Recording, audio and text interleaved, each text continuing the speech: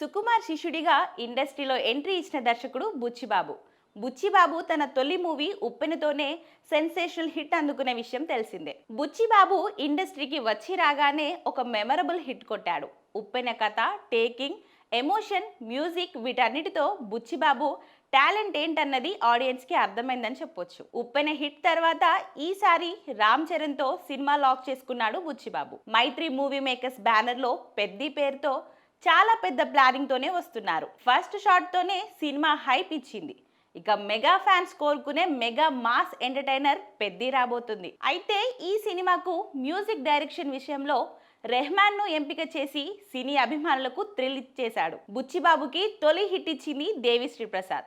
ఎలాగూ సుకుమార్ శిష్యుడు కాబట్టి దేవితో మంచి ర్యాపో ఉంటుంది.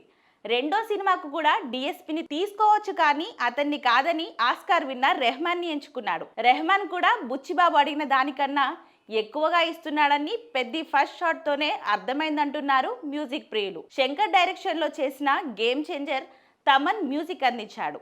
ఇక ఈ సినిమాకు ఇవ్వాల్సిన రెహమాన్ పెద్ది మ్యూజిక్ ఇస్తున్నాడు. పెద్ది మ్యూజిక్ ఒక పెద్ద ఛాలెంజ్ అనే చెప్పాలి. సినిమా అంతా రా అండ్ రస్టిక్ గా ఉండబోతుంది. రెహమాన్ మ్యూజిక్ గురించి డౌట్ పడే ఛాన్స్ ఉండదు. బుచ్చిబాబు ఎంతవరకు అతని నుంచి రాబడతాడన్నది చూడాలి. పెద్ది సినిమాలో రామ్ చరణ్ తో జాన్వీ కపూర్ హీరోయిన్ గా నటిస్తుంది. ఇక రెహమాన్ మ్యూజిక్ పట్ల బుచ్చిబాబు ప్రత్యేక సినిమాను 2026 మార్చ్ 28న రిలీజ్ అనుకున్న ప్యారడైజ్ కూడా రిలీజ్ చేస్తున్నారు. కాగా భారీ అంచనాలతో చెర్రీ బర్త్డే స్పెషల్ గా వస్తున్న ఈ సినిమాకు ఇప్పటికే భారీ అంచనాలు ఉన్నాయని చెప్పొచ్చు.